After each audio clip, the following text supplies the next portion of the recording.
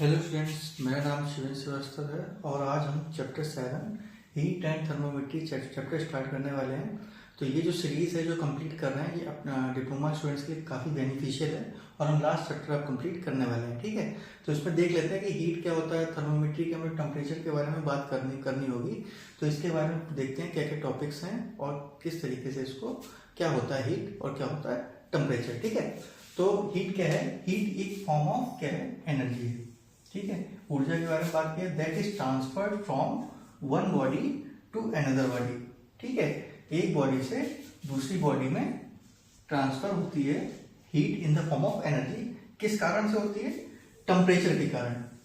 Temperature भी कैसा कि अगर दो बॉडी के बीच में डिफरेंस इन टेम्परेचर होगा तभी क्या होगा? हीट फ्लो करेगी। ठीक है, और इसको जो मेजर किया जाता है इन टर्म्स ऑफ जूल और कैलोरी। तो जूल की यूनिट हमारी वर्क भी जूल की यूनिट होती है और इसको कैलोरी की फॉर्म में भी आप देख सकते हैं। तो जैसे कि आपने बात देखा होगा बिस्किट के पैकेट में, चिप्स के पैकेट में, पीछे उसके आगे कैलोरी शब्द का ज़्यादातर इस्तेमाल किया जाता है। तो वो एक तरीके से हमको ये बताता है कि उसको खाने के बाद कितनी हमें हीट या एनर्जी की फॉर्म में कितनी एनर्जी हमें मिलेगी। तो इसको भी इस टर्म्स में इसकी यूनिट होती है, इसको मेजर करने का एक पैरामीटर है। ठीक है, और हीट जो है वो always flows from hotter body to a colder body. ठीक है, जो हीट होती है हमेशा गर्म बॉडी से ठंडी बॉडी की तरफ हीट फ्लो करती है। ये आपने देखा भी होगा। अंटिल कब तक फ्लो करेगी? जब तक थर्मल इक्विलिब्रियम रीच नहीं हो जाएगा। मतलब जैसे कि अगर मान लीजिए कि आप एक कंटेनर उसमें पानी को बॉईल करना है, तो कंटेनर कई बार क्या गर्म होता है। जैसे आप हाथ लगाते हो तो आपको जो गर्माहट होती है उस पैन की या जहाँ पे भी कंटेनर में पानी रखा है वो आपको महसूस होता है कि हाँ कुछ हमने गर्म चीज़ महसूस की। तो इस कंडीशन में क्या हुआ, जो कंटेनर था आपका जिसमें अपना पानी रखा हुआ गर्म, तो वहाँ से जो हीट गर्म बॉडी से ठंडी बॉडी की तरफ, जो कि हाथ क्या है आपका, उसके कंपेयर में उसका टेम्परेचर आपका कम है कंपेयर टू जो जिस कंटेनर में वाटर रखा हुआ है। तो हीट कैसे फ्लो हुई? गर्म बॉडी से ठंडी बॉडी की तरफ। और ये हीट तब तक फ्लो करती रहेगी जब तक थर्मल इक्विलिब्रियम बॉडी का रीच नहीं जाएगा। मतलब बॉडी जो दोनों बॉडी कांटेक्ट में है, दोनों एक ही टेम्परेचर में जब तक नहीं आ रही तब तक हीट क्या करती रहेगी? फ्लो करती रहेगी। ठीक है,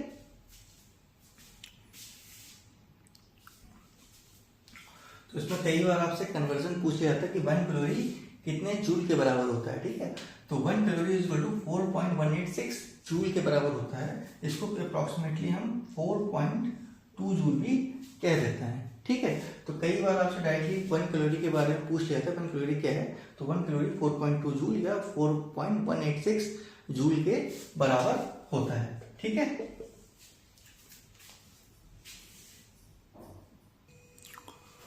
तो हम बात कर लेते हैं टेम्परेचर क्या होता है। हीट के बारे में बात कर लेते हैं। हीट क्या होती है? हीट हमें ये बताता है कि कितना फॉर्म से एनर्जी हमें, हीट के एक फॉर्म की एनर्जी है। ठीक है, अब हम बात करें टेम्परेचर। टेम्परेचर क्या है? ये हमको जो बताता है, क्या करता है कि डिग्री ऑफ हॉटनेस और कोल्डनेस ऑफ अ बॉडी, कि हमें ये बताता है कि कोई बॉडी कितनी हॉट है या कितनी कोल्ड है।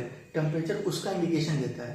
ठीक है, तो ये शो क्या करता है? थर्मल स्टेट शो करता है किसी एक बॉडी का, but not shows amount of heat energy it contains. इसका क्या मतलब है कि एक थर्मल स्टेट के बारे में बताता है कि एक बॉडी पर कितना टेम्परेचर है, बट हम ये नहीं बात कर सकते केवल इस कंडीशन से कि उस बॉडी का हीट कितना है। क्यों? जब हीट की बात करते हैं तो हीट में एक फॉर्म की एनर्जी है, तो उसमें जिस बॉडी का जितना भी मास होगा वो भी कंसिडर होता है। अभी हम देखेंगे भी हीट का फॉर्मूला क्या होता है। ठीक है, उसके बाद क्या है, इसको जो मेजर किया जाता है बाय यूजिंग थर्मोमीटर। ये तो हम सबको ही पता है कि जब कभी भी हमें टेम्परेचर किसी बॉडी का मेजर करना हो, बाय यूजिंग थर्मोमीटर का हम इस्तेमाल करते हैं, जिससे हम इजीली क्या मेजर कर पाते हैं? टेम्परेचर। ठीक है, और इसकी जो SI यूनिट है वो क्या है? केल्विन। ठीक है, केल्विन के कैपिटल। ठीक है, अगर इस फॉर्मूले को हम देखते हैं, Q बराबर mc डेल्टा टी। Q क्या है? हीट है, डेल्टा टी टेम्परेचर है, m क्या है? मास है, c क्या है? Specific heat. यहाँ पे लिखा भी है सब कुछ। ठीक है, तो यहाँ से हमको ये पता लगता है कि किसी भी बॉडी का डेल्टा टी टेम्परेचर चेंज करना वो उतनी बड़ी बात नहीं, लेकिन वो टर्म्स किस पे डिपेंड करेगा? उसके मास की, कि बॉडी में कितना मास है।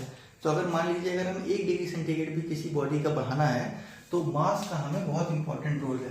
कि अगर मान लीजिए अगर हमको मास 1 kg का टेम्परेचर 1 डिग्री सेंटीग्रेड बढ़ाना है, ठीक है, change in temperature 1 degree centigrade बढ़ाना है, तो इसमें जो अमाउंट ऑफ हीट है वो Q इक्वल टू सी के बराबर होगा। Q इक्वल टू सी मतलब हीट कैपेसिटी के बराबर, स्पेसिफिक हीट के बराबर, ठीक है। लेकिन अगर मान लीजिए हमें 2 kg बॉडी का 1 डिग्री सेंटीग्रेड टेम्परेचर बढ़ाना है, तो यहाँ पर क्या हो जाएगा, हीट हमको इस कंडीशन से दुगनी चाहिए होगी, ठीक है। क्यों?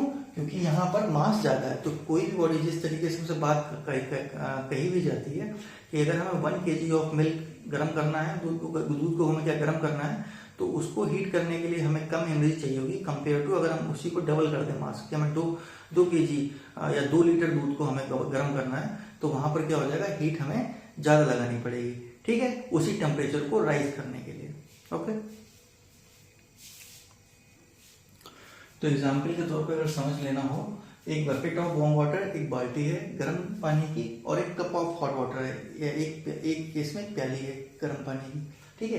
तो दोनों केस में क्या होगा, कप का क्या है, टेम्परेचर भले ज़्यादा हो, लेकिन बकेट में क्या है, जो हमें पता है बकेट के कंपेयर मतलब कप के कंपेयर में बकेट में ज़्यादा मास ऑफ वाटर आएगा, तो उस केस में क्या होगा, हीट एनर्जी बकेट के केस में ज़्यादा होगा कंपेयर टू कप, क्योंकि कप में टेम्परेचर भले ज़्यादा हो लेकिन वहाँ मास कम है, इसलिए हीट एनर्जी कम होगी कंपेयर टू बकेट, ठीक है, क्योंकि मास पे डिपेंड कर रहा है हीट।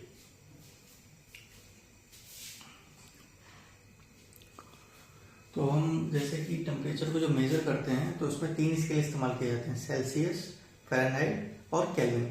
तो उनमें कुछ रिलेशंस होते हैं, आपस में हमें वैल्यूज एक्सचेंज करना भी आना चाहिए कि आपस में क्या रिलेशन इनका डेवलप होता है और कैसे आता है, ठीक है। तो उसके लिए हमें ये 3 स्केल्स के बारे में पढ़ना पड़ेगा, सेल्सियस, फ़ारेनहाइट, केल्विन। इसके जो सिंबल है, degree centigrade, degree Fahrenheit, kelvin को के से रिप्रेजेंट करते हैं, ये इसकी असाइनमेंट होती है टेम्परेचर की, ठीक है। तो यहाँ पर 2 पॉइंट्स आपको याद रखने हैं, एक फ्रीजिंग पॉइंट ऑफ वाटर और एक बॉइलिंग पॉइंट ऑफ वाटर। तो दोनों ही एक एक्सट्रीम केस है, एक फ्रीजिंग का मतलब पानी का जमना बर्फ के फॉर्म में, तो फ्रीजिंग पॉइंट होता है जिस पॉइंट पे आपका पानी जम जाता है बर्फ के फॉर्म में, और बॉइलिंग पॉइंट ऑफ वाटर जब आपका जो पानी होता है लिक्विड फेज से गैसेस फॉर्म में कन्वर्ट होता है, तो वहाँ पे बॉइलिंग पॉइंट ऑफ वाटर इस्तेमाल होता है, ठीक है। तो डिग्री सेंटीग्रेड में जैसे कि हमें पता है फ्रीजिंग पॉइंट 0 डिग्री सेंटीग्रेड होता है और बॉइलिंग पॉइंट 100 डिग्री सेंटीग्रेड होता है। ये डिग्री सेंटीग्रेड हमको डिग्री सेंटीग्रेड आपको सेंटीग्रेड इन दोनों के ही हमें टेम्परेचर पता होता है। ज़्यादातर केसेस में आपने पढ़ भी रखा होगा कि फ्रीजिंग पॉइंट डिग्री सेंटीग्रेड में क्या होता है 0 और बॉइलिंग पॉइंट ऑफ वाटर 100। ऐसे ही फ़ारेनहाइट में क्या होता है 32 होता है फ्रीजिंग पॉइंट और बॉइलिंग 212 डिग्री फ़ारेनहाइट, और केल्विन में 273 केल्विन होता है और boiling point of water 373 kelvin होता है। तो ये चीज़ अब जो आप याद रखोगे तो इसका यूज़ करके हम आपस में एक रिलेशन डेवलप करेंगे जिसकी मदद से हम बाकी चीज़ कैलकुलेट कर पाएंगे, ठीक है। तो हम रिलेशनशिप समझने की कोशिश करते हैं, जैसे कि अगर मान लीजिए हमको कोई अननोन स्केल में रीडिंग निकालनी है तो उसको हम किस तरीके से कैलकुलेट रिलेशन निकालने की हेल्प करेगा ये फॉर्मूला।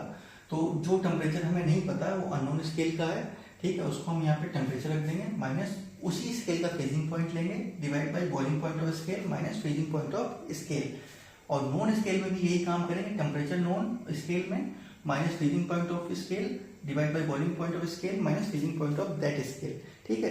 तो यहाँ पर जो भी 3 चीजें हमने पढ़ी थी, यहाँ पर आपको freezing point, boiling point, freezing point, तो यही चीजें हमें याद रखनी है, और यही चीज हमने पिछले जो टेबल बनाया था उसमें याद भी रखना है, वो बता भी रखा है, ठीक है। तो इसको समझने के लिए हम ये फॉर्मूला हम इस्तेमाल करते हैं। जैसे कि मान लीजिए हमको डिग्री सेंटीग्रेड को केल्विन में बदलना है, ठीक है, डिग्री सेंटीग्रेड को केल्विन, मतलब डिग्री सेंटीग्रेड हमारा नोन हो गया, ठीक, पता है, और केल्विन अननोन हो गया। तो यहाँ पे अननोन में के लिख देंगे, के minus freezing point of kelvin. तो फ्रीजिंग पॉइंट ऑफ केल्विन क्या था 273 divide by boiling point of scale क्या था 373 केल्विन का माइनस 273 फ्रीजिंग पॉइंट, और सेंटीग्रेड की बात की है तो सेल्सियस में C माइनस फ्रीजिंग पॉइंट क्या था उसका 0 डिवाइड बाई बॉइलिंग पॉइंट क्या था 100 माइनस फ्रीजिंग पॉइंट सेल्सियस में 0। तो इसको जब सॉल्व करेंगे तो आपका ये रिलेशन निकल के आ जाएगा जो कि आपको देगा k minus 273 divide by 373 minus 273 100, ठीक है, ये 100 आ जाएगा, और C डिवाइड बाई 100, तो 100 से 100 कैंसिल हो जाएगा, तो K आ जाएगा C प्लस 273, ठीक है। ऐसे ही हम बाकी भी चीज़ों के टेम्परेचर निकाल सकते हैं, अभी देखते भी हैं। अब हम तीनों स्केल्स की जो भी रीडिंग है एक साथ देखेंगे। तो जैसे सेल्सियस, फ़ारेनहाइट और केल्विन तीनों हैं, तो तीनों को हम देखेंगे। सेल्सियस में C, इसका फ्रीजिंग पॉइंट क्या था, 0 divide by 100 boiling point minus 0, ठीक है। केल्विन का A माइनस फ्रीजिंग पॉइंट था उसका 273 divide by 373 boiling point minus 273 freezing point. अब बचा फ़ारेनहाइट, तो फ़ारेनहाइट में क्या लिखेंगे, F, और इसका जो फ्रीजिंग पॉइंट था माइनस 32 डिवाइड बाई 212 इसका boiling point minus 32 freezing point. इसको सॉल्व करने के बाद आपको formula C divide by 100 K minus 273 divide by 100 F minus 32 divide by 180 आता है ये, ठीक है। तो ये आपका फाइनल रिलेशन बन जाएगा, और 2-3 इसके न्यूमेरिकल भी करके देख सकते हैं कैसे ये इस्तेमाल किया जाएगा, ठीक है। तो कई बार क्वेश्चन आपको टेम्परेचर चेंज करने के लिए भी दिया जा सकता है, तो आपको बोला जाएगा 40 डिग्री सेंटीग्रेड को केल्विन और फ़ारेनहाइट स्केल में चेंज कीजिए, ठीक है। तो इसको चेंज करने के लिए हम फॉर्मूला इस्तेमाल करेंगे C डिवाइड बाई 100। ये फॉर्मूला पहले से लिखा हुआ है, इसको यहाँ पे दोबारा लिखना है, पर जहाँ पे C है वहाँ पे 40 लिख देंगे डिवाइड बाई 100। आपको पहले केल्विन निकालना है, पहले केल्विन वाला स्केल लेंगे, तो ये चीज़ हम पहले ये रिलेशन का इस्तेमाल करेंगे। एक बार ये ले लेंगे, तो 40 divide by 100 K minus 273 divide by 100, तो 100 से 100 कैंसिल आउट हो गया, तो K की वैल्यू क्या आ गई, 273 प्लस 40। इसको सॉल्व करेंगे 330 केल्विन आपका आंसर आ जाएगा, ठीक है। तो लेकिन ये एक ही काम हो पाया है, अब हमें फ़ारेनहाइट का स्केल लेना है, तो अब ये पहला और ये F-32 वाला रिलेशन पहला और तीसरा को इक्वेट करना है, ठीक है। तो इसको क्या करेंगे, 40 divide by 100 F-32 divide by 180। इसको सॉल्व करने पर आपको यहाँ से एक 0 से 0 चला जाएगा, यहाँ से भी चला जाएगा, तो 4 इंटू 18 F-32 F-32 प्लस ये 72 बन जाएगा, ठीक है। सॉल्व करने पर देखोगे 8 32 77 4 10, तो 104 फ़ारेनहाइट आ रहा है, ठीक है। तो इस तरीके से हम इसको सॉल्व कर सकते हैं।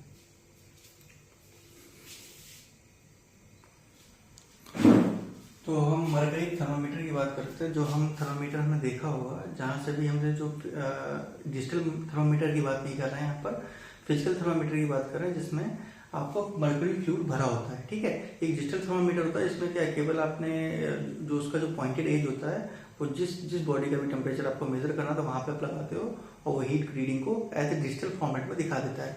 लेकिन यहाँ पर स्केल वाला रीडिंग है, तो यहाँ पर क्या है, एक बल्ब है। बल्ब मतलब आपको ये वो एरिया होता है जहाँ पर हम किसी भी पार्ट को टच करा के बॉडी का टेम्परेचर मेजर करते हैं, ठीक है।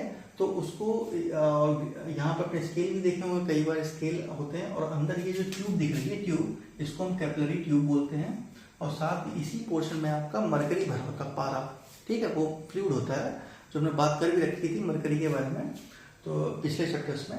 तो मरकरी थर्मामीटर किस प्रिंसिपल पे काम करता है, ये works on the principle of uniform expansion of mercury with temperature, मतलब समान एक्सपेंशन होता है जब कभी भी टेम्परेचर के कांटेक्ट में आता है, तो जो इसका जो एक्सपेंशन होता है वो यूनिफॉर्म होता है। मतलब 1 डिग्री सेंटीग्रेड आपका मान लीजिए अगर 15 से 16 डिग्री सेंटीग्रेड गया, तो 15 से 16 डिग्री सेंटीग्रेड में भी एक्सपेंशन उतना होगा जितना 16 से 17 डिग्री सेंटीग्रेड में बॉडी टेम्परेचर राइज कर रहा है। तो जब भी आपका 1 डिग्री सेंटीग्रेड इंक्रीमेंट होगा बॉडी की हीट टेम्परेचर का, उसी के हिसाब से एक यूनिफॉर्मली में आपका लेंथ वाइज वो इंक्रीज होगा, ठीक है। तो as the temperature increases mercury expand and rises in the capillary tube, ठीक है। जैसे जैसे टेम्परेचर इंक्रीज करता है वैसे वैसे जो कैपिलरी होता है, कैपिलरी एक्शन की वजह से कैपिलरी ट्यूब में उसका जो एक्सपेंशन होने के कारण ये पारा आगे की तरफ खिसक जाता है, तो उसी के अकॉर्डिंग हम स्केल की रीडिंग हमें मिल जाती है, ठीक है। तो ट्यूब उसमें डिग्री सेंटीग्रेड, फ़ारेनहाइट और केल्विन के अकॉर्डिंग हम रीडिंग होती है। तो कोई स्केल जिसमें होता है कभी डिग्री सेंटीग्रेड भी होता है, फ़ारेनहाइट स्केल की भी थर्मोमीटर होता है और केल्विन स्केल के भी थर्मोमीटर मरकरी में मिलते हैं। ठीक है, तो स्केल में तो ऐसा है कि आप कोई सा भी स्केल मेजर कर सकते हो इसमें, लेकिन आपको उसके हिसाब से आपकी मार्किंग भी वैसे ही सेट होना चाहिए। तो जैसे हमको बात कर भी रखी थी डिग्री सेंटीग्रेड के टर्म्स में, अगर फ्रीजिंग पॉइंट की बात की जाएगी तो 0 डिग्री से स्टार्ट होगा, और अगर फ़ारेनहाइट की बात करी तो इसमें फ्रीजिंग पॉइंट आपको पता 32 होता है, तो 32 से स्टार्ट होगा। और केल्विन की बात की जाएगी तो इसमें जो फ्रीजिंग पॉइंट 273 होता है, 273 से स्टार्ट होगा। ठीक है, तो कंस्ट्रक्शन में इसका क्या बल्ब है, मरकरी है, स्केल है, कैपिलरी ट्यूब है, तो ये सारी चीज़ें आपकी इसमें दी गई हैं। तो अब बात ये रहती है कि मरकरी का इस्तेमाल क्यों मरकरी का हम यूज़ करते हैं, उसके बारे में इस मरकरी थर्मोमीटर में बात कर लेते हैं। ठीक है, तो हम बात कर लेते हैं मरकरी का ही इस्तेमाल क्यों किया गया है। ठीक है, तो मरकरी क्या है, इसमें क्या है, अगर हम वाटर के कंपेयर में बात की जाए कि हम एक तरफ वाटर ले रहे हैं और एक तरफ मरकरी ले रहे हैं, तो पहली बात तो मरकरी में क्या यूनिफॉर्म एक्सपेंशन होता है कि जो टेम्परेचर में से 15 से 16 डिग्री सेंटीग्रेड में बॉडी टेम्परेचर चेंज हुआ, तो इस केस में भी उतना ही एक्सपेंशन होगा जितना 100 से 101 के बीच में हुआ। ठीक है, तो इसका मतलब एक्सपेंशन की बात हुई तो जब कभी बॉडी टेम्परेचर हीट होता है तो बॉडी जो भी फ्लूइड है इसमें वो अलग तरीके से रिएक्ट ना करे, कि जितना एक्सपेंशन हुआ है उतना ही, जितना यहाँ पर 1 डिग्री सेंटीग्रेड चेंज है और यहाँ पर भी 1 डिग्री सेंटीग्रेड का, तो जो एक्सपेंशन हो वो यूनिफॉर्म हो, समान हो, तो यहाँ पर भी उतना ही एक्सपेंड हो, यहाँ पर भी उतना एक्सपेंड। अगर वाटर की बात करेंगे तो इस केस में क्या होगा, यहाँ पर भी तो एक्सपेंशन होगा, साथ साथ में 100 से 1 डिग्री सेंटीग्रेड जैसे जाएंगे तो वो जो वाटर है वो तो हम गैस को बदल जाएगा। तो इसलिए मरकरी में ये फायदा हमको मिल जाता है कि यूनिफॉर्म एक्सपेंशन हमको मिलता है। ठीक है, और दूसरा केस क्या है, does not stick to the glass. तो यहाँ पर जब कभी भी आपने थर्मोमीटर देखा होगा तो ये जो कैपिलरी ट्यूब होती है विजुअल होती है और ग्लास की फॉर्म में होती है, और ये जो लिक्विड होता है ये ग्लास में स्टिक नहीं करता। क्यों नहीं करता है, क्योंकि इसमें आपका कोहेसिव फोर्स ज़्यादा होता है, जो मरकरी में बताया भी था कि इस तरीके से कैपिलरी एक्शन में ये वाला उसका सरफेस बनता है। तो इसके कारण क्या होता है कि बॉडी आपका इसमें जो वेटिंग प्रॉपर्टी होती है ग्लास की, मरकरी के केस में कम होती है कंपेयर टू ग्लास। तो ग्लास का होता है आपका वो ड्रॉपलेट्स होती है उसकी दीवार पे चिपक जाएंगी और हम इजीली रीडिंग देख नहीं पाएंगे। ठीक है, और विजिबल रहता है और कंडक्ट हीट, प्रॉपर हीट आपकी कंडक्ट करता है, जितनी भी हीट है वो पूरी की पूरी रिफ्लेक्ट कर देगा इसमें। तो कई बार होते हैं कुछ लिक्विड इस तरीके से होते हैं कि वो हीट को गेन करके उसको रिस्पॉन्ड करने में टाइम लगाते हैं, लेकिन यहाँ पर ऐसा नहीं है। ठीक है, और चौथा सबसे इंपॉर्टेंट है remains liquid over wide temperature range. ठीक है, क्योंकि हाँ हमको ये भी पता है कि मरकरी है और यहाँ पे लिक्विड फेज का इस्तेमाल किया गया है। ठीक है, तो ये गैस में भी ना बदल जाए ये भी हमें देखना है। तो वाइड टेम्परेचर रेंज में ये लिक्विड ही रहता है, कहाँ से कहाँ तक, -39 डिग्री सेंटीग्रेड से 357 डिग्री सेंटीग्रेड। ये समझिए ओवरऑल, मतलब आप समझिए अप्रॉक्सीमेटली 400 डिग्री सेंटीग्रेड टेम्परेचर के बीच में ये लिक्विड ही रहता है। तो यहाँ पर अगर इतना ज़्यादा टेम्परेचर के बीच में लिक्विड है तो यहाँ पर हम तो आराम से ह्यूमन टेम्परेचर की बॉडी का जो भी टेम्परेचर है वो इजीली मेजर कर सकते हैं। ठीक है,